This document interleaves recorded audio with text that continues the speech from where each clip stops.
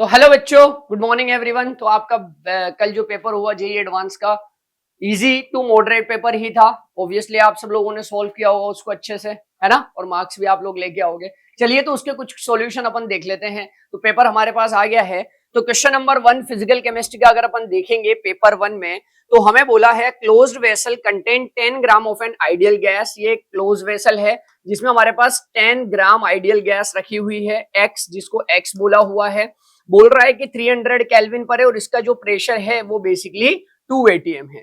फिर ये बोलता है at the same temperature 80 gram of another ideal gas Y is added to it. अब हमने क्या किया, इसी कंटेनर में 80 ग्राम गैस को ऐड कर लिया, जो वाई जिसको बोला हुआ है, तो 10 ग्राम तो एक्स हो गया, 80 ग्राम्स वाई हो गया। और ये उसके बाद में बोलता है कि टोटल प्रेशर जो बन जाएगा वो 6 एटीएम बन जाएगा। तो बेटा जी एक्स का प्रेशर अगर 2 एटीएम था, टोटल प्रेशर अगर 6 एटीएम बन रहा है, इट मींस वाई का जो प्रेशर होगा वो डेफिनेटली 4 एटीएम होने वाला है।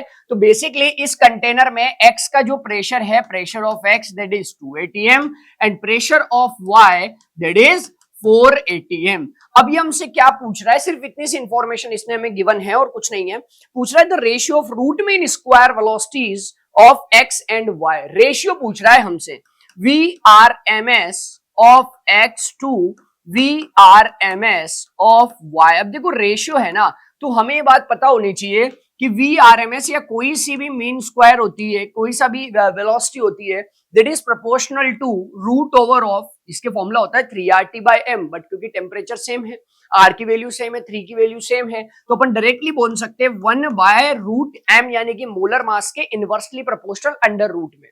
तो यहां पर हम लिख सकते हैं कि molar mass of Y divided by molar mass of X. Now the thing is कि मोलर मास कैसे कैलकुलेट किया जाए। तो यहां से देखिए बेटा, बिल्कुल सिंपल सी बात हो गई है कि अगर इसका प्रेशर इसका ट्वाइस है, अगर y का प्रेशर ट्वाइस है और हमारे पास बाकी सारी चीजें कांस्टेंट है, तो इसका मतलब y के जो मोल्स होंगे वो भी क्या होंगे, 2 टाइम्स होंगे। यहां से हमें ये पता चल गया कि number of moles of y divided by number of moles of x is equal to 4/2, that is 2/1। और नंबर ऑफ मोल्स को कैसे लिखा जा सकता है कि वेट ऑफ y जो कि कितना है 80 divided by molar weight of y divided by weight of x जो कि है 10 divided by molar weight of x। सिर्फ इतनी सी बात हमें इसमें करनी थी। यहां से my बाय mx आपको मिल जाएगा। my बाय mx की वैल्यू जब हम यहां पे पुट करेंगे तो हमें इनके VRMS का अंडर रूट मिल जाएगा। होपफुली ये क्वेश्चन एक इजी क्वेश्चन में हम लोग इसको काउंट करने वाले हैं, है ना, क्योंकि इजी है क्वेश्चन, इसीलिए तो आप लोगों ने इसको बनाया होगा डेफिनेटली। ठीक है, चलिए आगे बढ़ते हैं। एक और क्वेश्चन है एटॉमिक स्ट्रक्चर से रिलेटेड, ये गैसियस स्टेट का है। देखो बेटा, हमने क्लासेस में जब पढ़ाया था तो भी बोला था कि अगर गैसियस स्टेट आपको जेईई मेंस के सिलेबस में हटा दिया है तो डेफिनेटली जेईई एडवांस के सिलेबस में उसका वेटेज होगा। और पहला ही क्वेश्चन पेपर नंबर 1 का गैसियस स्टेट से दिया हुआ है, और जो कि एक बहुत सिंपल सवाल है जिसमें कोई ज्यादा लेंथी कैलकुलेशंस और नहीं है। सेकंड क्वेश्चन जो है हमारे पास वो पेपर 1 का क्वेश्चन नंबर 5 है। इसमें बोला हुआ है कि among the following the correct statements for the electron in an atom is और आर। मल्टीपल चॉइस क्वेश्चन है।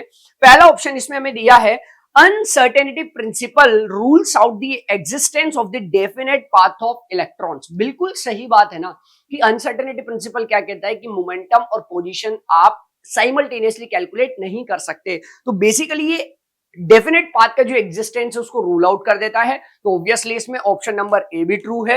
ऑप्शन नंबर बी कहता है the energy of an electron in 2s orbital, energy in 2s orbital is lower than the energy of an electron that is infinitely far away. सही है ना, ये तो negative value होती है, ये जीरो वैल्यू होती है, तो ये भी ऑप्शन सही है। तो इसमें बी भी ऑप्शन सही है। According to Bohr model, the most negative energy value of an electron is given by n is equal to 1, which corresponds to the most stable orbit. बिल्कुल सही है ना, कि E1 की एनर्जी सबसे कम होती है, देन E2 की होती है, then and so on, infinity पर चली जाती है। तो सी ऑप्शन भी सही हो गया है। डी ऑप्शन क्या कहता है, According to Bohr's model, the magnitude of the velocities of electron increases with increase the value of n. भैया velocity जो होती है that is proportional to z by n होती है, तो n बढ़ने के साथ velocity घटेगी ना कि बढ़ेगी। तो ये एक और एटॉमिक स्ट्रक्चर आपने इतना पढ़ा होगा, इतना ध्यान से पढ़ा होगा, क्वांटम मैकेनिकल मॉडल पढ़ा होगा, सारी चीजें पढ़ी होगी, लेकिन आपके पास जो सवाल आया वो एकदम सिंपल सवाल आया और वो सिर्फ और सिर्फ थ्योरेटिकल क्वेश्चन आया है ना। तो ठीक है, ऐसा होता है कई बार हमारे साथ। चलिए अगले क्वेश्चन की तरफ बढ़ते हैं। अगला एक क्वेश्चन है थर्मोडायनेमिक्स का, बहुत ही प्यारा क्वेश्चन, जो कि क्वेश्चन नंबर 8 है। ये क्वेश्चन नंबर 8 कहता है, इसमें हमें ग्राफ दिया हुआ है। ग्राफ कुछ इस तरीके का है कि वॉल्यूम वर्सेस टेम्परेचर का ग्राफ हमें दिया हुआ है। वॉल्यूम 10 पे दिया हुआ है और वॉल्यूम 20 पे हमें दिया हुआ है, और यहां पर एक वैल्यू x दी हुई है। x से हम जा रहे हैं y पर और y से हम जा रहे हैं z पर। x y z, x पर जो टेम्परेचर है दैट इज 335 केल्विन और z पर जो टेम्परेचर है दैट इज 415 केल्विन। ये हमसे पूछ रहा है considering only PV work is involve. इसने पहले ही बता दिया कि सिर्फ और सिर्फ पीवी वर्क, इसके अलावा और कोई वर्क नहीं है। Total change in enthalpy for the transformation of the state of the sequence x to y to z। हमको बेसिकली निकालना है del h x to y to z। तो इसका मतलब ये हो गया कि डेल h एक स्टेट फंक्शन है, तो x to y plus del H Y to Z कर सकता हूं मैं, ठीक है। अब x टू y में अगर आइडियल गैस है और टेम्परेचर कांस्टेंट है तो डेफिनेटली यहां पर जो चेंज इन एंथैल्पी होने वाला है वो जीरो होने वाला है। ये हमने सीखा है कि अगर आइडियल गैस है, डेल्टा टी जीरो है, तो डेफिनेटली डेल्टा एच की वैल्यू जीरो होने वाली है। नेक्स्ट हमको बोला है डेल्टा एच वाई टू जी हमें कैलकुलेट करना है। तो अगर आइडियल गैस है तो वाई टू जी का जो डेल एच होगा that is n Cpm delta T. N की वैल्यू सवाल में दी हुई है 5 मोल्स, सीपीएम की वैल्यू 5/2r, आर की वैल्यू 8.3 रख दीजिए, मल्टीप्लाइड बाय डेल्टा टी की value 415 minus 335, this will comes out to be 80 और ये जूल्स में हमें आंसर मिल जाएगा, ठीक है। अगेन एक इजी सवाल है थर्मोडायनेमिक्स का। थर्मोडायनेमिक्स आपने पढ़ी तो बहुत सारी है, पर सवाल देखो भैया ऐसा ही होगा कि सवाल आपको इजी ही मिलेगा। एक क्वेश्चन ऐसा है जो डिट्टो नोट्स का क्वेश्चन आया है, जो कि पेपर 1 का सवाल नंबर 9 है, और ये मैकेनिज्म केमिकल काइनेटिक्स का क्वेश्चन है जो क्लियरली हम लोग क्लास नोट्स में कराते हैं। ट्वाइस ऑफ H2, इवन इसको तो मेडिकल वाले बैच में भी कराते हैं, है ना। Twice of NO gas converts into N2 gas plus twice of H2O gas, ठीक है बेटा। इसके लिए हमें एक इक्विलिब्रियम रिएक्शन दी है, एक स्लो रिएक्शन दी है, एक फास्ट रिएक्शन दी है। करने का हमारा तरीका क्या होता है, सबसे पहले हम लोग स्लो रिएक्शन को कंसिडर करते हैं। रेट लिखो स्लो रिएक्शन के हिसाब से। स्लो रिएक्शन जो दी है वो कुछ इस प्रकार है कि N2O2 into H2। अब नाउ हमने ये रेट ऑफ रिएक्शन की एक्सप्रेशन तो लिख दी। अब हमें क्या करना होता है कि इस रेट ऑफ रिएक्शन की एक्सप्रेशन में कोई ऐसा कंपाउंड है या कोई ऐसा एलिमेंट है जो कि मेन रिएक्शन में नहीं है, तो उसको हम कचरा बोलते हैं और उस कचरे को हम हटाते हैं किसकी मदद से, इक्विलिब्रियम की मदद से। तो देखो बेटा H2 तो यहां पर भी है, तो H2 तो यहां पर भी रहेगा। यहां NO है बट यहां N2O2 है, N2O2 पूरी रिएक्शन में नहीं है, तो इस N2O2 को हमको हटाना है। हटाने के लिए क्या यूज करना है, using equilibrium reaction. Equilibrium reaction क्या कहती है कि K equilibrium is equal to N2O2 divided by NO का स्क्वायर। तो आपको यहां से N2O2 की कॉन्सेंट्रेशन मिलने वाली है, that is equal to K equilibrium multiplied by NO का स्क्वायर। इस N2O2 के वैल्यू को उठा के जब यहां रखेंगे तो ये आ जाएगा K into K equilibrium NO का स्क्वायर इंटू H2, ऑर्डर आ जाएगा 3। और ये सवाल मेडिकल के बैच में भी कराया जाता है, ठीक है। तो ये कोई नहीं बोलेगा कि पेपर टफ है। कुछ क्वेश्चन हो सकता है टफ हो, बट एक्चुअली हमें 100% नंबर थोड़ा ना लाने हैं, हमें तो 50, 60, 70% नंबर लेके आने हैं, बस जो आप लेके आ सकते हो। चलिए नेक्स्ट क्वेश्चन की तरफ बढ़ते हैं।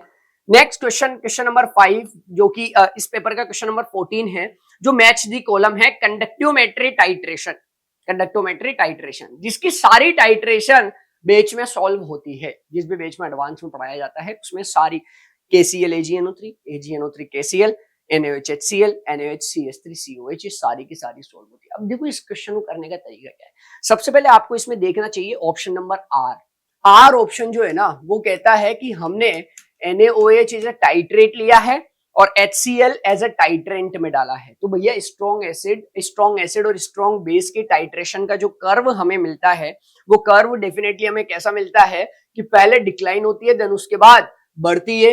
क्यों बढ़ती है? क्योंकि देखो बेटा पहले क्या होगा कि डिक्लाइन क्यों होगी, क्योंकि पहले उनका न्यूट्रलाइजेशन हो रहा होगा, तो वाटर का उतना ज्यादा कंसिडर करते नहीं है, आयंस न्यूट्रलाइज हो रहे हैं, देन उसके बाद में वॉल्यूम HCl का बढ़ता जाएगा तो कंसंट्रेशन बढ़ती जाएगी, तो कंडक्टेंस भी बढ़ती जाएगी, तो ये ऑप्शन हो जाएगा।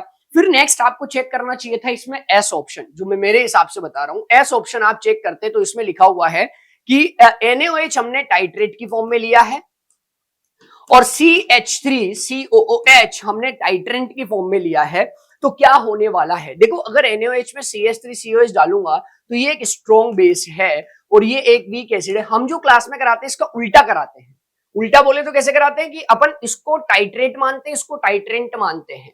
तो जो कर्व आता है वो कैसा हुआ आता है कि पहले यहां पर क्या होगा कि NaOH के साथ CH3COH डाला तो क्या होगा, धीरे धीरे करके न्यूट्रलाइजेशन होगा। न्यूट्रलाइजेशन होगा तो यहां से ये इसका डिक्रीज होगा। क्या डिक्रीज होगा भैया? इसका कंडक्टेंस डिक्रीज होगा। देन उसके बाद में वीक एसिड और बढ़ता जाएगा, बट वीक एसिड के बनने से इतना ज्यादा फर्क नहीं पड़ेगा, तो ये कांस्टेंट हो जाएगा। हम जो कराते हैं वो ऐसा कराते हैं कि पहले कांस्टेंट रहेगा फिर इंक्रीज होगा, क्योंकि हम उल्टा लेते हैं इसको। तो अगर ये दो ऑप्शन भी आप चेक कर लोगे तो आपको पता चल जाएगा कि आपका जो ऑप्शन नंबर सी है, जिसमें ऑप्शन नंबर सी में, हाँ ऑप्शन आर में तो 2 आ रहा है, आर का जो कर्व है ये 2 से मैच हो रहा है, एस का जो कर्व है वो 5 से मैच हो रहा है, तो भी आपको आंसर मिल सकता है। अच्छा अगर आप KCl और AgNO3 देखोगे तो देखो बेटा ये जो पी ऑप्शन में यहां दिखा रहा हूं that is KCl and AgNO3, आपको इसके लिए चेक करना पड़ेगा जो वैल्यू दी है कि KCl के लिए जब मैं वैल्यू जोड़ता हूं तो मुझे 15 मिलती है और AgNO3 के लिए जब मैं वैल्यू जोड़ता हूं तो मुझे 13.4 मिलती है। कैपेम नॉट की वैल्यूज हमें दी हुई है। तो ऑब्वियसली जो कर्व आने वाला है वो कर्व कैसा आने वाला है कि स्लाइटली थोड़ा सा डिक्रीज होने वाला है। क्यों? क्योंकि हमने KCl पहले लिया, AgNO3 बाद में डाल रहे हैं, तो स्लाइटली थोड़ा सा डिक्रीज होने वाला है। देन उसके बाद में क्या होने वाला है? ये इंक्रीज होने वाला है। तो यहां पर जो ऑप्शन मैच होता है पी में, कौन सा वाला है ये कर्व कौन सा इसमें डिक्रीज हो रहा है देन बढ़ रहा है, पी में हमें 3 मैच हो जाएगा, तो पी में 3 मैच हो जाएगा तो वैसे हो गया। इसका उल्टे वाले में तो उल्टा हो जाएगा, हल्का सा बढ़ेगा देन इंक्रीज हो जाएगा। तो ये भी एक आसान सा ही सवाल है, कोई टफ बात इसमें है नहीं। ठीक है, आप लोगों ने बहुत सारे फॉर्मूले पढ़ के गए होंगे बट वो आया नहीं है। ठीक है, तो ये पेपर 1 के पीसी के क्वेश्चन रहे। पेपर 2 की बात कर लेते हैं अपन। पेपर 2 में क्या सवाल आए हैं? पेपर 2 का पहला ही क्वेश्चन हमें बोलता है, according to Bohr's model the highest kinetic energy is associated with the electron in the. Highest kinetic energy बतानी है अपन को। तो भैया काइनेटिक एनर्जी क्या होती है? Kinetic energy basically total energy होती है, बट माइनस साइन के साथ होती है, तो मॉडुलस लगा देंगे। अब इन सबकी एनर्जी चेक कर लेते हैं ना अपन। भाई देखो टोटल एनर्जी प्रोपोर्शनल होती है किसके? Z² बाय n² के। चेक कर लो चारों ऑप्शन के लिए। फर्स्ट ऑर्बिट और हाइड्रोजन एटम दिया हुआ है, तो ए में हो जाएगा कि 1² डिवाइड बाय 1²। बी ऑप्शन में हो जाएगा first orbit of helium plus, तो हीलियम प्लस बोले तो 4/1। सी ऑप्शन में हो जाएगा second orbit of helium plus, तो 2² बाय 2²। और डी ऑप्शन में हो जाएगा सेकेंड ऑर्बिट ऑफ लिथियम 2+, तो 3 का स्क्वायर 9 डिवाइडेड बाय 4। जो भी आंसर हो मैच करा देंगे। ठीक है, सेकेंड क्वेश्चन में बोल रहा है, पेपर 2 का ही सेकेंड क्वेश्चन ही है originally. Metal deficient oxide sample है, मेटल डेफिशिएंट। ठीक है, और हमें दिया हुआ है MxO2 एंड O4, जहां पर M और Y मेटल्स हैं, ऑक्सीजन तो ऑक्सीजन है। M प्रेजेंट है +2 और +3 में। M के 2 हैं, एक +2 है एक +3 है। ठीक है, Y +3 में है, Y +3 में है और ऑक्सीजन तो -2 में होता ही है। तो बेटा यहां से एक इक्वेशन तो हम क्लियरली लिख सकते हैं कि मैं मान लेता हूं ये इन्होंने X दे दिया ना, तो मुझे मानना पड़ेगा इसको Y भी कुछ दिया हुआ है, तो इसको A भी मान लेते हैं। ये A है तो ये डेफिनेटली X - A हो जाएगा। तो एक इक्वेशन तो आएगी 2A + 3X - A + 6 - 8 = 0। यहां से X और A में एक इक्वेशन आ गई है।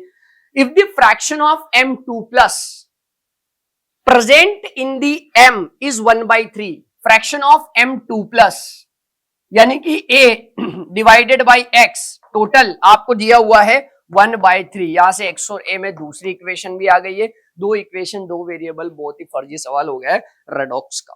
ठीक है, रेडॉक्स में आप बैक टाइट्रेशन और डबल टाइट्रेशन ये सारी पढ़ के गए हैं, बट सवाल बहुत सिंपल आया है।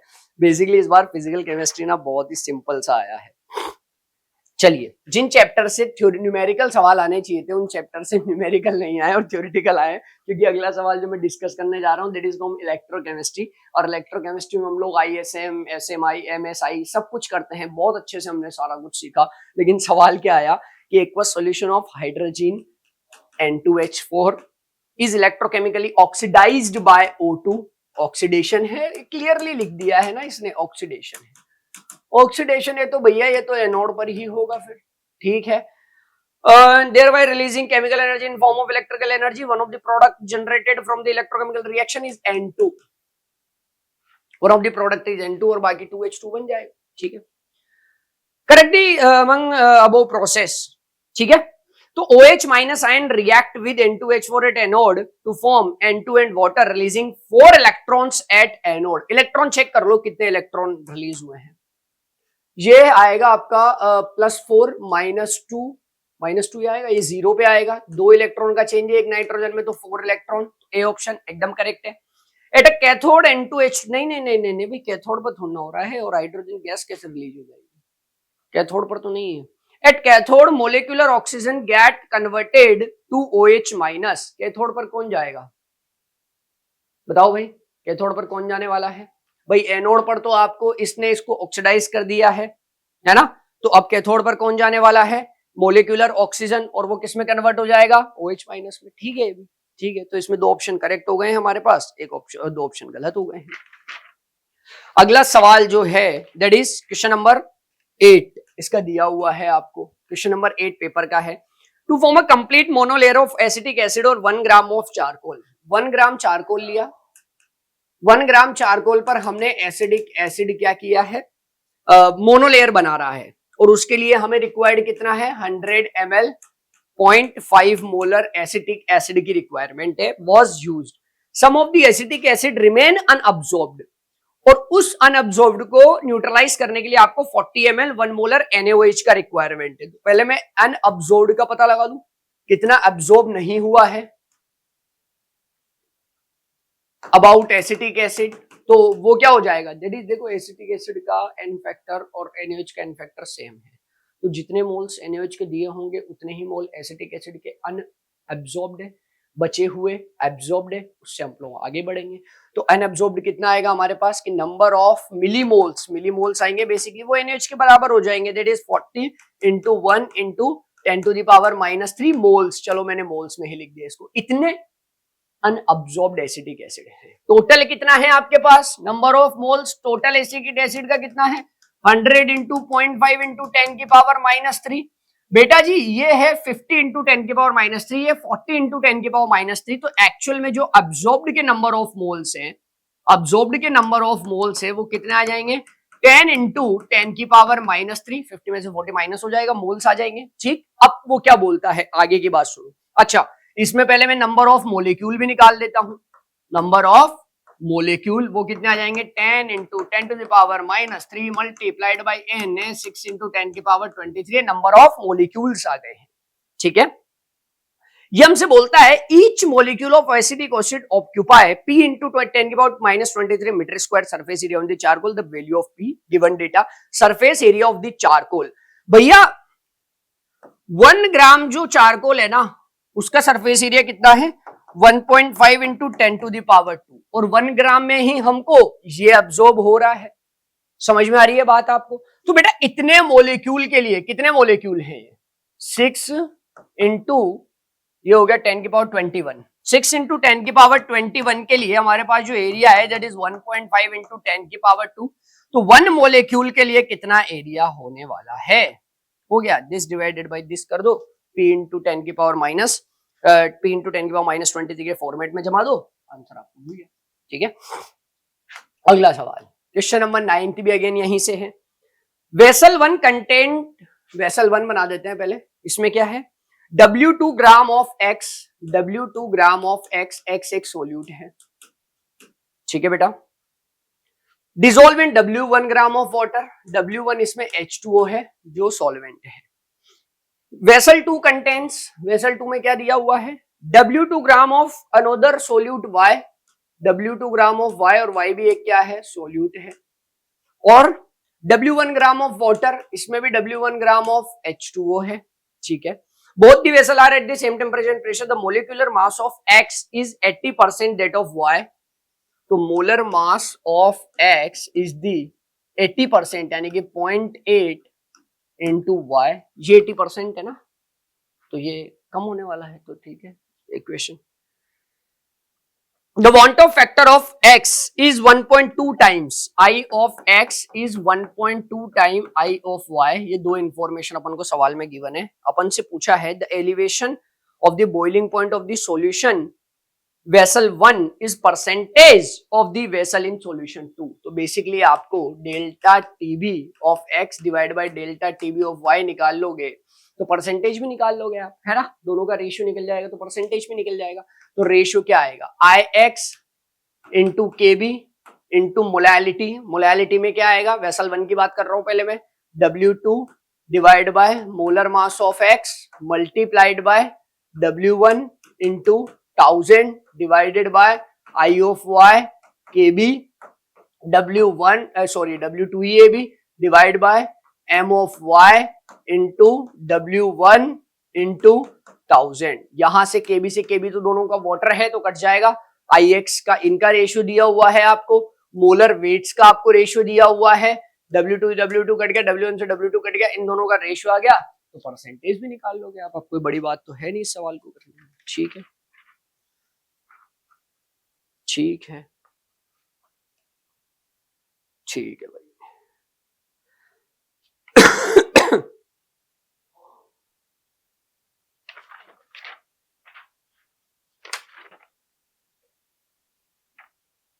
ठीक है भाई, हो गया है ना, इसी का तो इतना ही पार्ट था, ठीक है। चलिए बच्चों, होपफुली आपका पेपर अच्छा गया होगा, तो पहुंचिए जेई में, आईआईटी में, बेसिकली जेई तो हो गया है, अब तो आईआईटी में पहुंचना है, ठीक है बच्चों। तो गुड मॉर्निंग बच्चों, अब कुछ इनऑर्गेनिक और ऑर्गेनिक के क्वेश्चन डिस्कस करते हैं। सर ने अभी फिजिकल के क्वेश्चन डिस्कस किए थे। पेपर 1 के अंदर क्वेश्चन नंबर 2 दे रखा है, at the room temperature disproportion of an aqua solution in situation generated nitrous acid give the species. देखो नाइट्रस एसिड, तो नॉर्मल टेम्परेचर पर नाइट्रस एसिड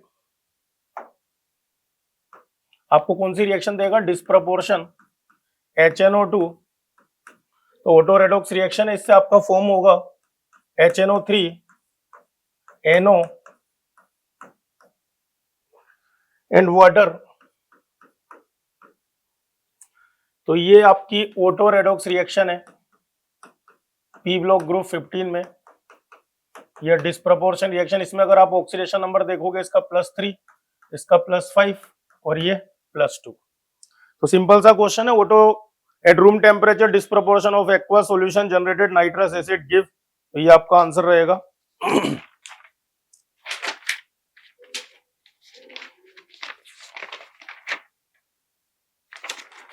फिर आपको दे रखा है aspartame an artificial sweetener is a dipeptide aspartyl phenyl methyl ester, the structure of aspartame. वैसे तो ये एनसीईआरटी बेस पर हमें डायरेक्ट स्ट्रक्चर दे रखा है, आर्टिफिशियल शुगर होती है, इसकी स्वीटनेस इंडेक्स सुक्रोज के कंपेयर में शायद 200 टाइम्स ज्यादा होती है, और अगर आप इसके अंदर देखेंगे तो पेप्टाइड बॉन्ड आएगा फिनाइल एनालिल और एस्पार्टिक एसिड। एस्पार्टिक एसिड के अंदर जो COOH ग्रुप आपको दे रखा है, और फिनाइल एनामिल से NH2 से आप क्या निकालेंगे, वो H2, जिससे पेप्टाइड बॉन्ड आ जाएगा, डाइपेप्टाइड टाइप का हम बोलते हैं। इसमें फिनाइल मिथाइल एस्टर जो आपको दे रखा है, तो जैसे ही आपको स्ट्रक्चर दे रखा है क्वेश्चन नंबर 3 के अंदर, एस्पार्टिक एसिड, ये COOH, ये NH2, ये आपका H और ये आपका CH2 COOH, ये आपका एस्पार्टिक एसिड है।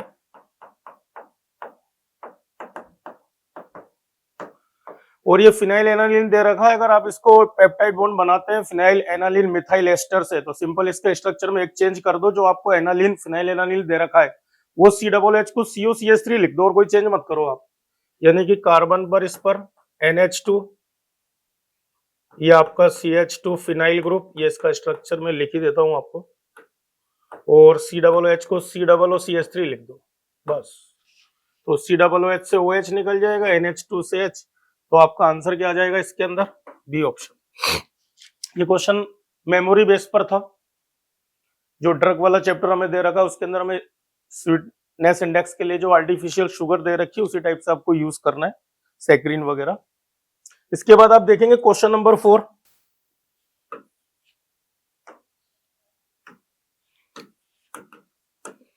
क्वेश्चन नंबर 4 में आपको 4 कॉम्प्लेक्स कंपाउंड का क्वेश्चन है। पहला सेट में आपको चेक करना है किसके अंदर जियोमेट्रिकल आइसोमेरिज्म है, और दूसरे सेट में चेक करना है आपको आयोनाइजेशन आइसोमर। अब जैसा आप पहला देखेंगे, पहला आपको लिखा हुआ है NiCO का होल 4 और PdCl2 ट्राइफिनाइल फोस्फाइन। अब जैसे ही मुझे ये दिख गया तो NiCO4 के अंदर आपको पता है sp3 टेट्राहेड्रल, तो इसमें Gi पॉसिबल नहीं होगा, तो पहला ऑप्शन हमें चेक करने की जरूरत ही नहीं है। जबकि सेट 2 के अंदर आयोनाइजेशन आइसोमर बन रहा है। अब सेट 2 देखो, सेट 2 के अंदर पहला और सेकंड में अगर हम चेक करें तो हमें बी वाला ये भी चेक करना आयोनाइजेशन आइसोमर। तो अगर आप इसमें देखेंगे सेट 2 के अंदर केटाइनिक और एनाइनिक कॉम्प्लेक्स दे रखे हैं। केटाइनिक और एनाइनिक कॉम्प्लेक्स कभी भी आयोनाइजेशन आइसोमर शो नहीं करेंगे। सी ऑप्शन देखते हैं हम, CO NH3 का होल थ्राइस, NO2 का होल थ्राइस, डायरेक्ट NCERT के बेस पर है। Ma3B3, COEN का होल ट्वाइस, Cl2। ये सेट 1 दे रखा है। और सेट 2 अगर आप देखते हैं तो CO NH3 का होल 5 Cl SO4, और ये दे रखा है CO NH3 का होल 5 SO4 Cl। अब आप देख रहे हैं यहाँ पर सल्फेट क्लोरीन आपस में एक्सचेंज हो रहे हैं। आयंस के बदले अगर आयंस एक्सचेंज हो रहा है तो ये तो आपको दे देगा आयोनाइजेशन आइसोमर। ये हमारा टाइप हो गया Ma3B3। तो एनसीईआरटी में दे ही रखा है Ma3B3 वाला टाइप अगर जब भी आए तो फेसियल और मेरीडायोनल।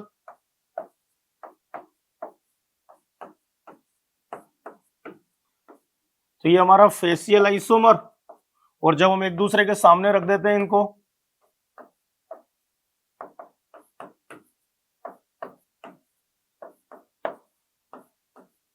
तो ये हमारा मर आइसोमर। तो इसके अंदर जीआई पॉसिबल होगी।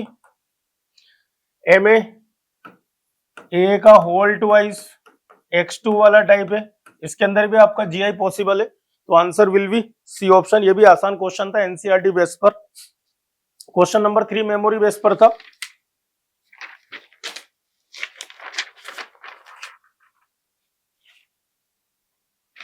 क्वेश्चन नंबर 5 सर ने डिस्कस कर दिया होगा।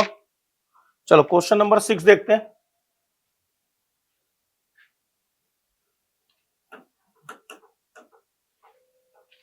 Isopropyl benzene with O2 followed by treatment with hydrolysis. देखो फिनोल की सीधी डायरेक्ट प्रिपरेशन पूछ ली गई है, आपको पता होगा। आइसोप्रोपाइल बेंजीन जिसे हम क्यूमीन बोलते हैं,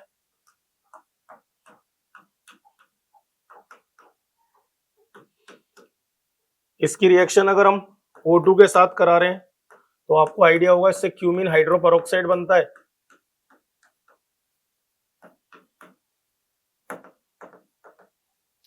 और फिर जैसे आप इसका हाइड्रोलाइसिस कराएंगे तो इसमें अगर आपको सीधा एनसीईआरटी बेस पर रटी रटाई क्वेश्चन है, फिनोल और एसीटोन, ठीक है।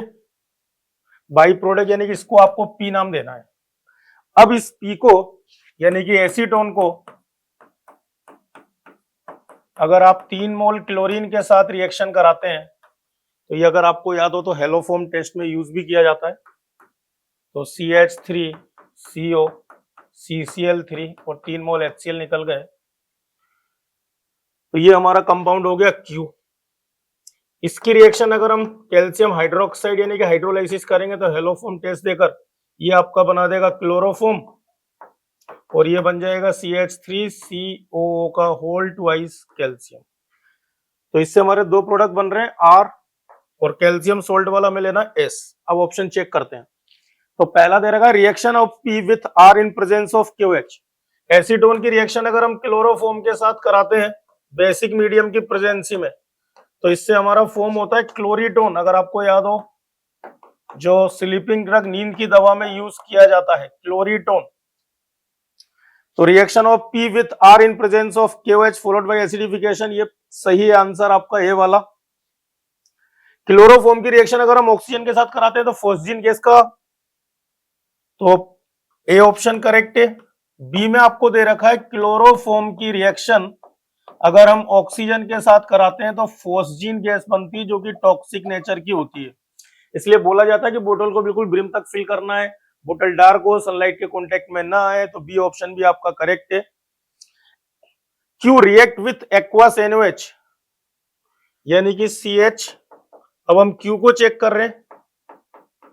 अगर इसकी रिएक्शन NaOH के साथ कराएंगे तो प्रोडक्ट बनना चाहिए क्लोरोफॉर्म और CH3COONA। तो क्यू बिल्कुल गलत हो गया। R S on heating, R check कर लेते हैं। R हमारा कैल्शियम का सॉल्ट था। CH3COO का whole twice calcium dry distillation method, इससे हमारा बन जाएगा एसीटोन यानी कि P बन जाएगा। तो आंसर कौन कौन से सही हो गए बेटा? A, B और D। आंसर क्या ठीक होंगे? A, B, D। C गलत हो जाएगा क्योंकि क्यू की रिएक्शन जब आप NaOH के साथ करेंगे तो क्लोरोफॉर्म बनेगा, वो उन्होंने बनाया नहीं। क्वेश्चन नंबर 7 सिंपल है, ऑक्टेट रूल। कम से कम आपको 4 ऑप्शन दे रखे, उसमें ऐसा पेयर सिलेक्ट करना है जिसमें 3 ऑक्टेट रूल को फॉलो कर रहे हैं। तो CO2 तो सबको पता ही है ऑक्टेट रूल फॉलो कर रहा है। O3 भी ऑक्टेट रूल फॉलो करता है।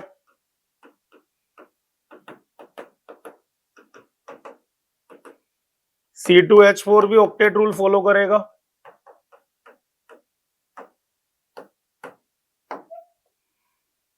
NO नहीं करेगा, BCl3 भी नहीं करेगा। सिंपल क्वेश्चन है। HCl फॉलो करेगा। तो इसमें आंसर A और D दोनों पॉसिबल है। आंसर A और D दोनों पॉसिबल है।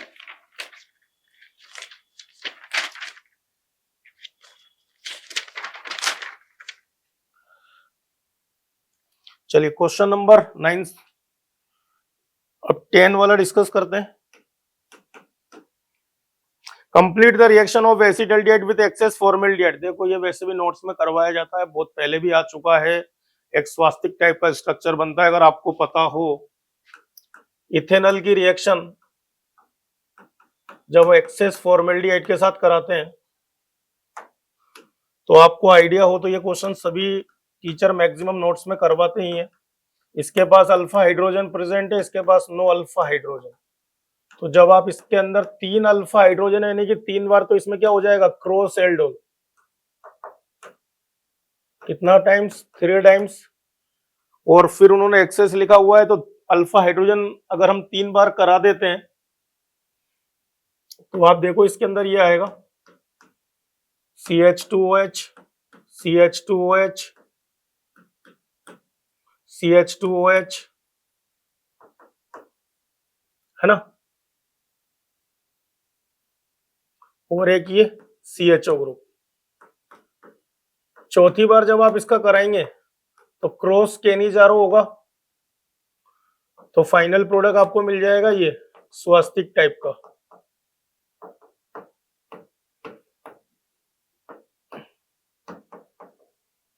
और छोटे वाले का क्या हो जाएगा? ऑक्सीडेशन। तो ऐसा स्ट्रक्चर देखते हैं अगर आपको आइडिया हो तो इसके अंदर।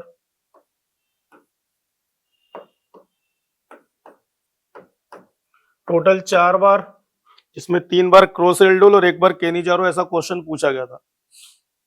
चलो इतना तो हमने कर दिया कि complete reaction acetaldehyde with excess formaldehyde upon heating with concentrated NaOH to give P and Q। तो P and Q हो गया। Compound P does not give Tollens test and whereas Q give acidification, give positive Tollens test. अगर हम इसका acidification करेंगे तो ये formic acid बनेगा और पॉजिटिव टोलेंट टेस्ट देगा, ठीक है।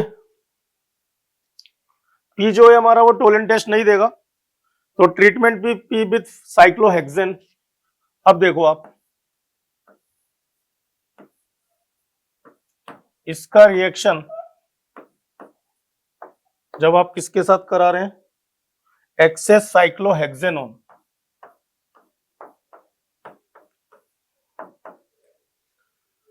इन the presence of acidic medium लिया जाता है। कुल मिला के पैराटोल्विन सल्फोनिक एसिड लिखा हो या H+ आयन लिखा हो, उसका काम है सिर्फ कार्बोनिल कार्बन पे पॉजिटिव चार्ज को इंक्रीज करना, और कोई रोल नहीं रहेगा। तो एसिटल फॉर्मेशन करेगा, इधर से H इधर से H, ये ऑक्सीजन के साथ, इधर से H और इधर से H, यानी कि अपने को 2 मोल लेने पड़ेंगे इसके, और 2 मोल जैसे ही लेते हैं आप इसके, तो इसका O और इसका O दोनों के साथ कंबाइन होगा,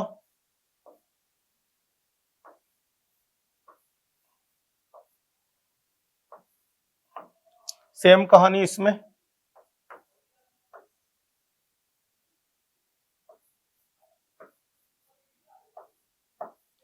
ये है।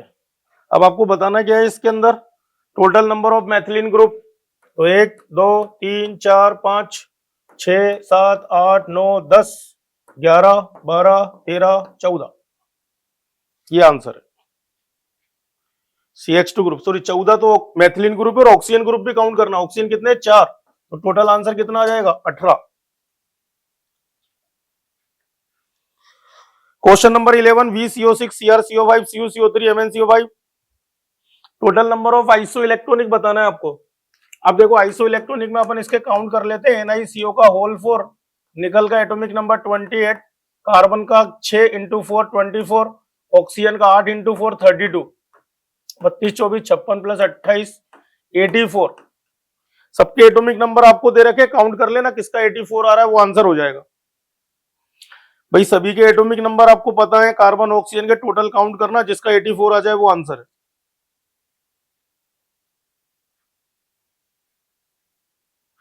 वैसे आंसर इसका CrCO का होल 4 माइनस क्रोमियम का 24, 4 नेगेटिव आ गया तो 28, और सेम कहानी इसमें भी है, ये 56 की 84 आएगा। बाकी में और कोई चांस नहीं कि 84 आ जाए, तो आंसर मेरे हिसाब से इसका एक ही होना चाहिए, CrCO का होल 4 वाला। चलो क्वेश्चन नंबर 12, ये आपको दे रखा है CH ट्रिपल बॉन्ड C, फिर CH2 का होल 15 COET। सबसे पहले वाटर का एडिशन, एल्काइन की रिएक्शन अगर हम वाटर के साथ कराते हैं HG प्रेजेंसी में, तो ये बनाएगा कीटोन बनेगा, तो पहले इनोल फॉर्म बनेगा, बट मैंने डायरेक्ट लिख दिया टोटोमर करके।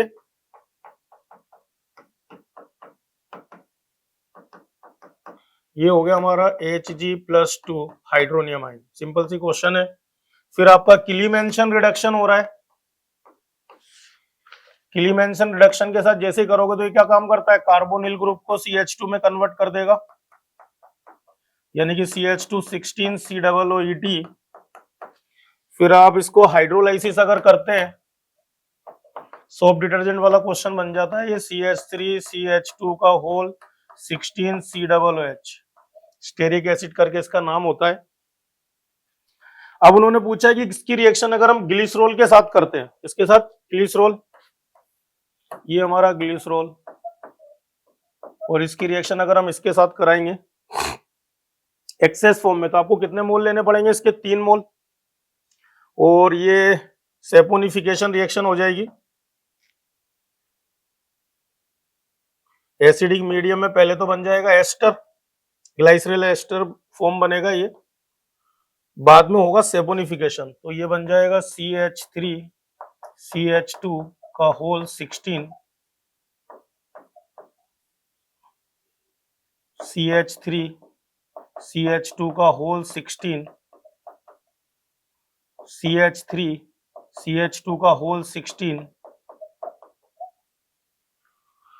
और यहां से H और इधर से OH,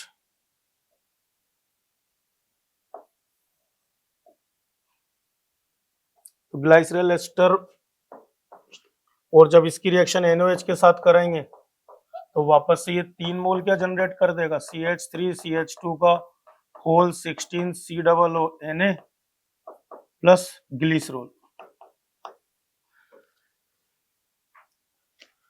अब अगर आप इसकी रिएक्शन 3 मोल बन गए, इसके कितने मोल बन गए, 3, with CaCl2 yield calcium salt starting with 1 mole of Q। तो पहले नाम दे देता हूं मैं एक्सेस इन P। तो ये तो हमारा हो गया P की रिएक्शन जैसे हमने ग्लिसरॉल के साथ कराया तो ये बन गया Q, और Q के साथ जब रिएक्शन कराया कैल्शियम के साथ, इसकी रिएक्शन अब कैल्शियम के साथ और करा देते हैं, तो 3 मोल CH3 CH2 का होल 16 COONA, इसकी रिएक्शन अगर कैल्शियम के साथ करते हैं आयंस एक्सचेंज में, ये बन जाएगा CH3 CH2 का होल 16 COO का होल ट्वाइस कैल्शियम 3/2 मोल। तो रिएक्शन पूरी हो चुकी है।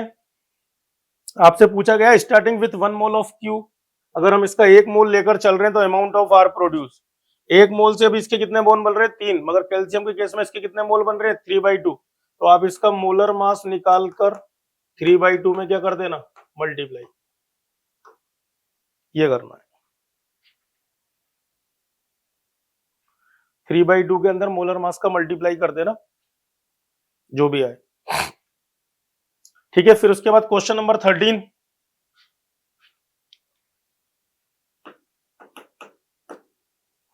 among the following complex the total number of diamagnetic, पहला कॉम्प्लेक्स दे रखा है MnNH3 का होल 6 3 पॉजिटिव, तो मैग्नीज अगर +3 पर आ रहा है, अमोनिया स्ट्रॉन्ग फील्ड लिगेंड है, तो इसका कॉन्फ़िगरेशन हो जाएगा D4। D4 में ये क्या होगा, पैरामैग्नेटिक।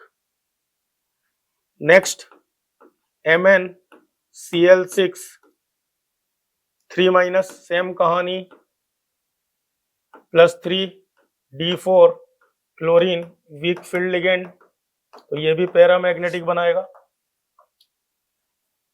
नेक्स्ट Fe F6 3- तो Fe+3, तो इसके अंदर आ जाएगा D5 fluorine weak field ligand, pairing नहीं कर पाएगा, ये भी पैरामैग्नेटिक बनाएगा। नेक्स्ट CO F6 3- कोबाल्ट +3 यानी कि D6 but fluorine weak field ligand, तो ये भी पैरामैग्नेटिक। नेक्स्ट है FeNH3 का होल 6 3 पॉजिटिव, आयरन +3 में बनाएगा D5, कभी भी पेयर नहीं हो सकते, पैरामैग्नेटिक। CO En का होल थ्राइस 3 पॉजिटिव, कोबाल्ट +3 पर D6, और En कैसा लिगेंड है, स्ट्रॉन्ग फील्ड लिगेंड, तो ये बनाएगा डायामैग्नेटिक। तो आंसर में सिर्फ एक ही डायामैग्नेटिक है, COEN का होल थ्राइस।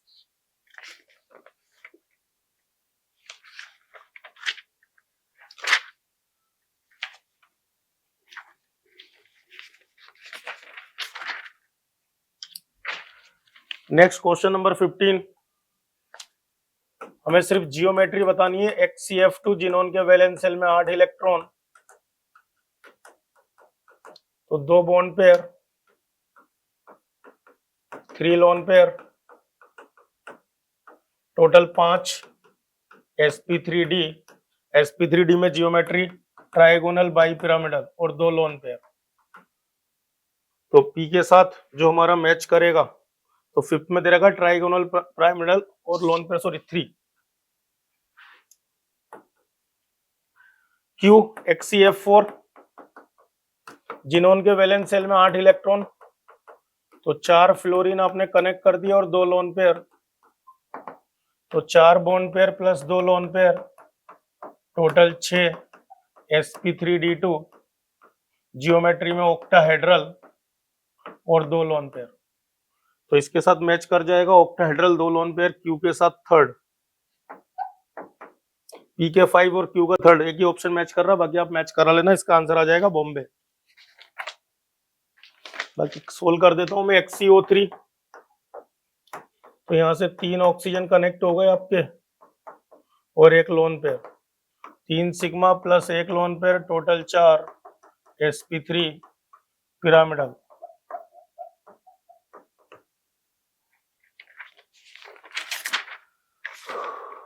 सिक्सटीन और 17, चलिए पहले 16 और देख लेते हैं, पेपर आसान था। देखो 16 में आपको साइक्लोहेक्सिन दे रखा है, सबसे पहले आपको रिडक्टिव ओजोनोलाइसिस करना है, तो रिडक्टिव ओजोनोलाइसिस किया तो ये बॉन्ड ब्रेक होगा,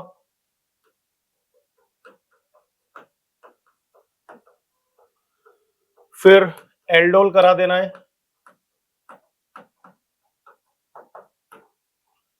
कौन सा इंट्रामोलिकुलर एल्डोल, यहां से ये प्रोडक्ट बना लेगा। इसके बाद BH3 hydroboration oxidation, anti Markovnikov के अकॉर्डिंग अगर आप ऐड करेंगे तो जहां पर स्टेरिक एंट्रेंस कम है वहां पर OH चला जाएगा, और NaBH4 फिर जैसे ही लेते हैं आप तो ये OH और CHO बन जाएगा CH2OH। तो P के साथ जो हमारा मैच कर रहा है वो कर रहा है थर्ड।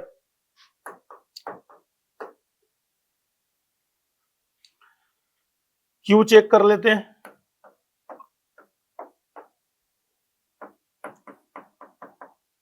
Same ozone. इसमें एक काम करना भूल गया मैं, एथिलीन ग्लाइकोल का, क्योंकि वाटर का हाइड्रोलाइसिस भी दे रखा है, तो एथिलीन ग्लाइकोल अगर आता है तो ध्यान रखना आप, इसकी एक रिएक्शन एक्स्ट्रा बता देता हूं। ये एथिलीन ग्लाइकोल, तो ये फॉर्म करेगा इधर से HH और इधर से O, तो साइक्लिक एसिटल बना लेगा, फिर आपकी ये वाली रिएक्शन चलेगी BH3 वाली, बाकी कहानी सेम है। चेंज करना पड़ेगा थोड़ा सा, यहां से फिर CH, फिर आप इसका हाइड्रोलाइसिस करेंगे, जैसे आप इसका हाइड्रोलाइसिस करेंगे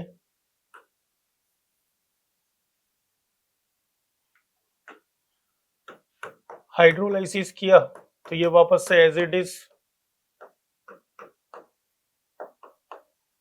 और फिर आप इसका NaBH4, तो ये प्रोडक्ट मिल जाएगा। तो ये तो हमारा हो गया कौन सा, P वाला। अब Q में देखो, वापस से ओजोनोलाइसिस किया तो ये तो बन जाएगा हमारा COCH3 और ये बन जाएगा CHO, फिर वापस से एल्डोल किया तो यहां से अल्फा हाइड्रोजन लेकर आप इस पे कनेक्ट करेंगे तो 5 मेंबर की रिंग, ये COCH3, तो ये हमने कर दिया एल्डोल कंडेंसेशन, फिर वापस एथिलीन ग्लाइकोल,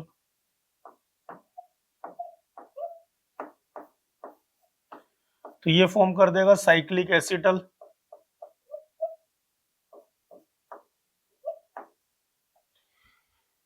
इसके बाद BH3, तो जहां पर स्टेरिक एंट्रेंस कम है वहां पर आप OH ग्रुप को लेके जाएंगे,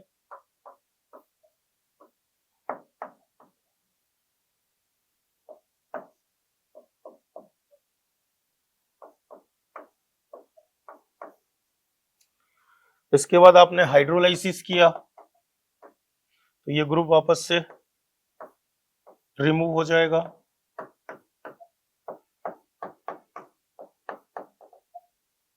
देन NaBH4, और NaBH4 बना देगा कीटोन को 2 डिग्री अल्कोहल,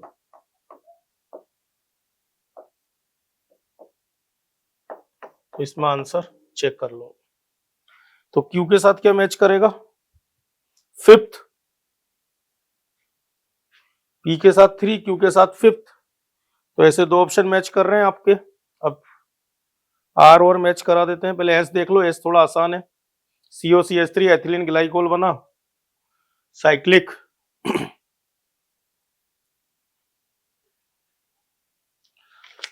तो एस चेक करके दिखा देता हूं मैं आपको। क्वेश्चन लेंदी है, बाकी क्वेश्चन में दम नहीं है। अगर हमें मैकेनिज्म क्लियर है, रिएक्शन है क्लियर है, एथिलीन ग्लाइकोल, तो ये प्रोडक्ट हमारा बन जाएगा इस तरीके से।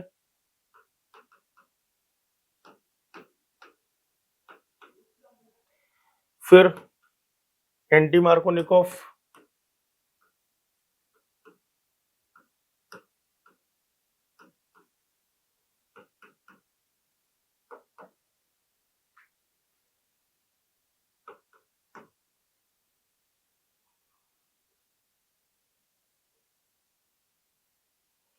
वापस से हाइड्रोलाइसिस,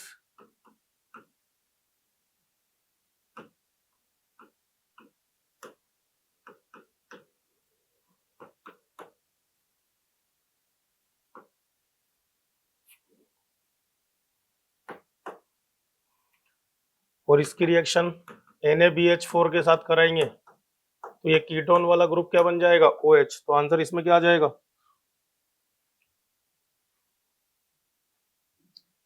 सेम कहानी। तो मैच करा लीजिएगा आप 16 वाला। अब 17 वाला क्वेश्चन और देख लेते हैं। SO3H दे रखा है आपको। SO3H की रिएक्शन मोल्टन NaOH। तो ये फिनोल की प्रिपरेशन है।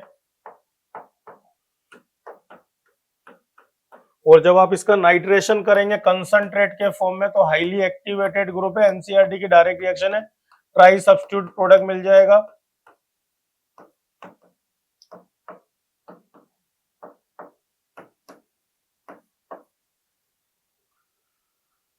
तो पी के साथ तो आपका मैच कर गया। थर्ड, क्यू देख लो। नाइट्रोबेंजीन है, सबसे पहले आपने नाइट्रेशन किया तो मेटा पोजीशन पर NO2 ग्रुप आ जाएगा।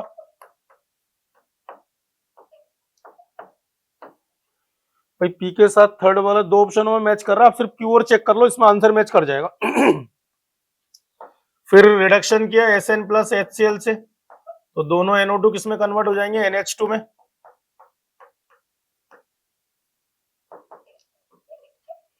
उसके बाद डाइएजो NaNO2 प्लस HCl और वाटर, सीधे इनको क्या बना दो? फिनोल। तो ये दोनों बन गए फिनोल। अब आपको क्या करना है? उसके बाद concentrate HNO3 plus concentrate H2O4 यानी कि नाइट्रेशन करेंगे अगर आप, तो हाईली एक्टिवेटेड ग्रुप है, तीनों पोजीशन पर NO2 ग्रुप लगा दो आप।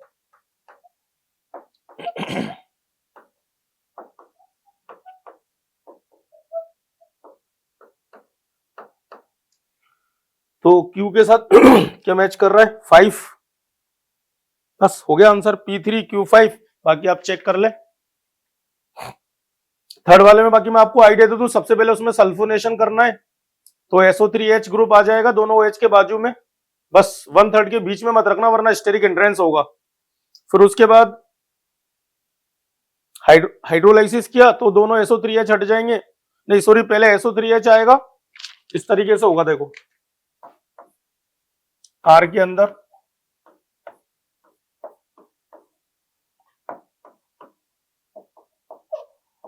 कंसंट्रेट H2SO4 जैसे आया,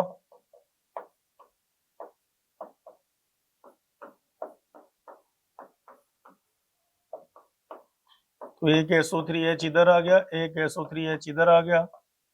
फिर नाइट्रेशन अगर आप कर रहे हैं HNO3 से, कंसंट्रेट से,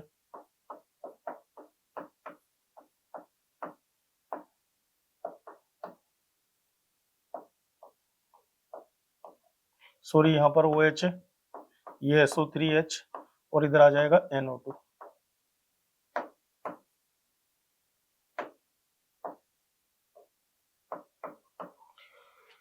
और आपने जैसे इसका हाइड्रोलाइसिस किया तो ये दोनों SO3H ग्रुप रिमूव हो जाएंगे। इसके अकॉर्डिंग आंसर हो जाएगा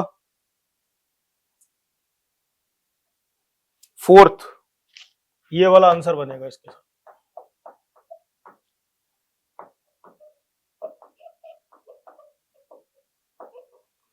तो आंसर हमारा आ जाएगा सी ऑप्शन। तो पेपर 1 पूरा कंप्लीट है डिस्कशन। पेपर 2 देख लेते हैं।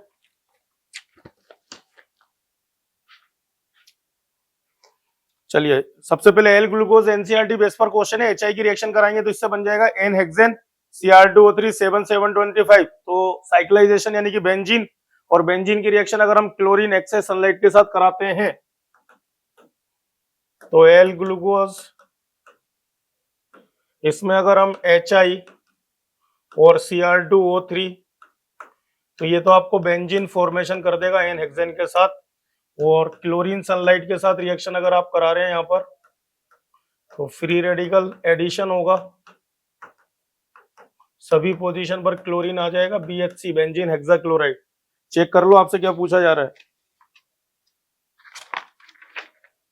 The species form on fluorination phosphorus pentachloride in polar organic solvent PCl5 की रिएक्शन का आप क्लोरिनेशन कर रहे हैं तो PCl4 प्लस PCl4F2 ये आयनिक स्पीसीज के फॉर्म में बनेंगे, और एक बनता है PCl4 पॉजिटिव PF6 माइनस। ये कलरलेस होता है, वाइट शायद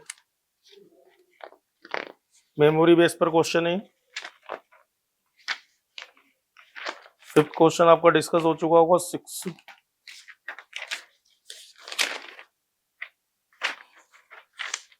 क्वेश्चन नंबर 7 पेरोक्साइड लिंकेज, आसान सा क्वेश्चन है। मेनली यही पढ़ाया जाता है H2H2O8 पेरोक्सी डाइसल्फ्यूरिक एसिड और पेरोक्सी मोनोसल्फ्यूरिक एसिड, जिसे हम बोलते हैं केरोज एसिड और ये मार्शल एसिड, दोनों में पेरोक्साइड बॉन्ड प्रेजेंट है। एनसीईआरटी में स्ट्रक्चर दे रखे साफ साफ, और रेडॉक्स के टाइम पे भी आपको इनकी ऑक्सीडेशन स्टेट निकलवाई जाती है। क्वेश्चन नंबर 6 में आंसर देने का तरीका एक मैं आपको बता दूं। लिंडलार कैटेलिस्ट का काम है सिस फॉर्म बनाना, SnCl2HCl, CN को अगर आप देख रहे हैं CHO फॉर्म में कन्वर्ट करना, तो आपको पता है स्टीफन रिडक्शन होता है, CN को पहले इमीन बनाता है फिर उसका हाइड्रोलाइसिस कराते हैं। तो एक बात विशेष रूप से ध्यान रखना, इसमें पहले हाइड्रोलाइसिस नहीं करा सकते, क्योंकि हाइड्रोलाइसिस करा दिया तो COOH, साइनाइड भी COOH बना लेगा, COO8 भी COOH बना लेगा। तो आप लिंडलार कैटेलिस्ट यूज कर सकते हैं, क्योंकि उससे कोई फर्क नहीं पड़ रहा, फॉर्म बनाएगा। लिंडलार कैटेलिस्ट के बाद आप SnCl2 यूज कर सकते हैं, क्योंकि वो साइनाइड के साथ सिलेक्टिव रिडक्शन करेगा, इमीन फॉर्म बना सकता है। NaBH4 का काम क्या है, जो कीटोन ग्रुप है रिंग के अंदर उसको OH में कन्वर्ट कर देगा, उसके बाद आप हाइड्रोलाइसिस करा सकते हैं। पहले हाइड्रोलाइसिस कभी नहीं आ सकता, यानी कि ये ऑप्शन बैठ जाएगा। बी क्यों नहीं हो सकता, क्योंकि लिंडलार के बाद डायरेक्ट हाइड्रोलाइसिस है। तो लिंडलार के बाद अगर आपने हाइड्रोलाइसिस कर दिया तो सिस फॉर्म तो बना लेगा, मगर हाइड्रोलाइसिस से साइनाइड COOH बन जाएगा, और प्रोडक्ट में COOET भी COOH बना लेगा हाइड्रोलाइसिस करके, और साइनाइड भी COOH। तो प्रोडक्ट में हमें एक ही COOH दे रखा, इसलिए बी ऑप्शन नहीं होगा।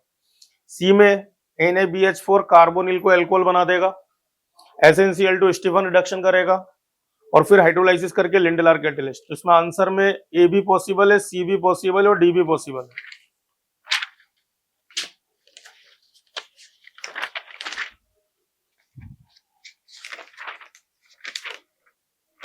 6, 7 के बाद 8 डिस्कस हो चुका है, 9 डिस्कस हो चुका है,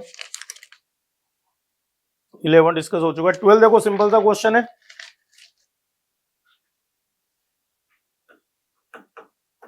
आपसे पूछा गया है COCN का होल 4, ये जितने भी कंपाउंड दे रखे हैं टेट्राहेड्रल जियोमेट्री।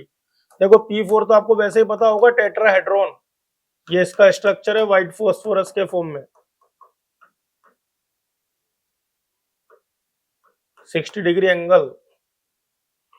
दूसरा, जैसे अगर आप देखते हैं COCN का होल 4 नेगेटिव, तो कोबाल्ट पर अगर हम ऑक्सीडेशन नंबर निकालेंगे X-4 इक्वल टू -4 यानी कि 0, तो ये बनेगा 3D7 4S2। साइनाइड हमारा स्ट्रॉन्ग फील्ड लिगेंड है, तो DsP2 बनाएगा स्क्वायर प्लेनर, पॉसिबल नहीं है इसमें। CO का होल थ्राइस NO, यहाँ पर +1 चार्ज अगर आप लेंगे तो x इक्वल टू -1, CO पर अगर -1 है, 3d7 4s2, एक और एक्स्ट्रा है तो ये बन जाएगा 3d10, 3d10 आएगा तो sp3 टेट्राहेड्रल, 4 लिगेंड है, कोऑर्डिनेशन नंबर 4 का केस। तो एक तो हमारा बी सेकंड वाला हो गया, XCF4 अभी थोड़ी देर पहले आया था, तो एक तो हमारा ये वाला हो गया XCF4, हमें टेट्रा P4 हो गया। XCF4 के बाद PCl4 पॉजिटिव, फॉस्फोरस के वैलेंस शेल में 5, एक पॉजिटिव है तो 4 क्लोरीन अगर आप कनेक्ट कर रहे हैं तो sp3 ही बनेगा। PdCl4 2-, जब भी 4d या 5d सीरीज का अगर एलिमेंट है तो सारे लिगेंड स्ट्रॉन्ग फील्ड लिगेंड की तरह काम करेंगे, DsP2 आएगा इसके अंदर। ICl4-, ये भी अभी थोड़ी देर पहले आया था, 4 क्लोरीन को अगर आपने कनेक्ट किया और 2 लोन पेयर, तो इसमें टेट्राहेड्रल का कोई चांस ही नहीं है। CuCN4 वाला और चेक कर लेते हैं, 3-, तो x-4 इक्वल टू -3, तो x इक्वल टू +1, कॉपर +1 है तो D10 आ जाएगा, यानी कि ये भी sp3। टोटल 4 हो गए, CO3 वाला, PCl4, P4 और CuCN4। क्वेश्चन नंबर 13,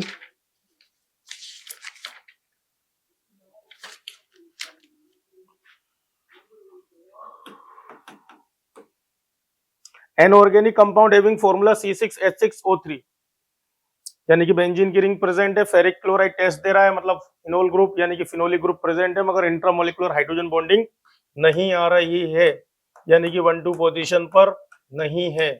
तो ये हमारा फ्लोरोग्लूसिनोल का स्ट्रक्चर हो गया। कंपाउंड पे रिएक्ट विथ, अगर हम देखते हैं इसके टोटोमर बना के, तो इसका टोटोमर कुछ इस तरीके से बनेगा। तो कंपाउंड पे react with 3 equivalent mole of NH2OH, तो यहां से प्रोडक्ट बन जाएगा ऑक्साइम फॉर्म में।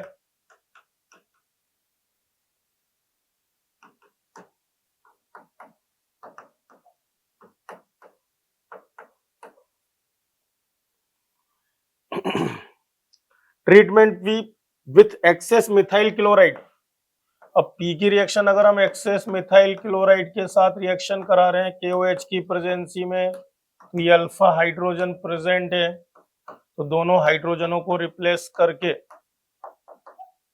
यहां पर 2-2 मिथाइल ग्रुप आ जाएंगे।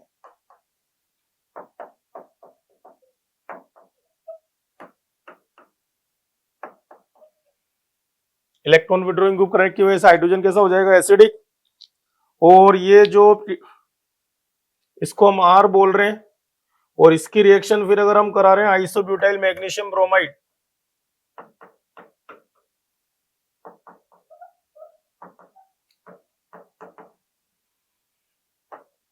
तो आपको पता है ये कार्बोनिल कार्बन पे अटैक करेगा और यहां से प्रोडक्ट बन जाएगा OH, और इस कार्बन पर एक मिथाइल ग्रुप ये रहा,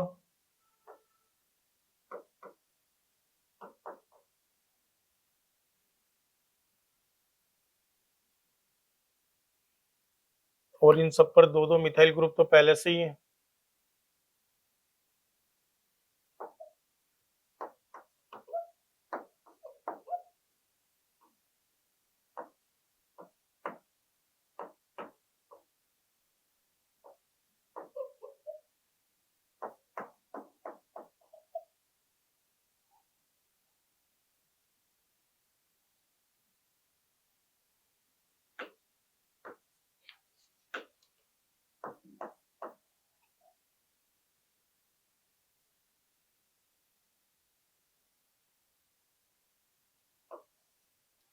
अरे यार देखो, इस कार्बन से जैसे आपने इसको कनेक्ट कर दिया,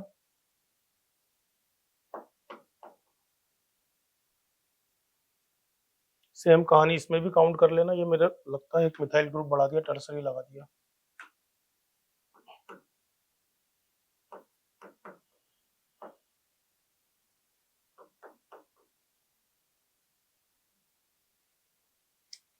number of CH2 group count कर लेना बेटा, कितने आ रहे हैं।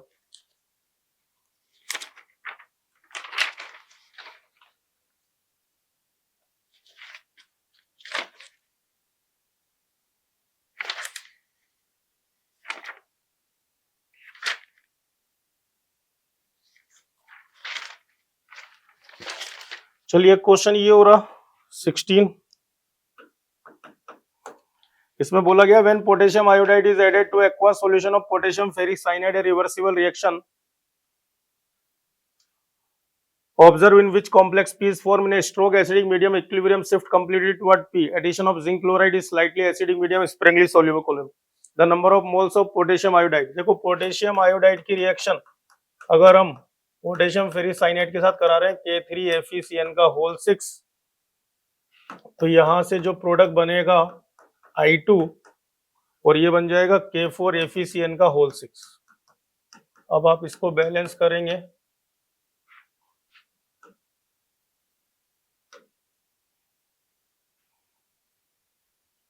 तो ये हमारे कितने मोल बन गए? 2 मोल। तो पहला पूछा the number of moles of potassium iodide required, इसमें तो 2 मोल हो गए। फिर इस potassium iodide is added to aqua solution of ferricyanide reversible reaction zinc chloride की रिएक्शन करानी है अब आपको इसके साथ। तो जिंक क्लोराइड के कितने मोल लें अगर इसकी रिएक्शन आप कराएंगे तो इससे ये प्रोडक्ट बनेगा K2Zn3FeCN का होल 6 थ्राइस। तो 3 मोल लेने पड़ेंगे। ये आंसर हो गया इसका। बाकी सारे क्वेश्चन तो डिस्कस हो चुके हैं।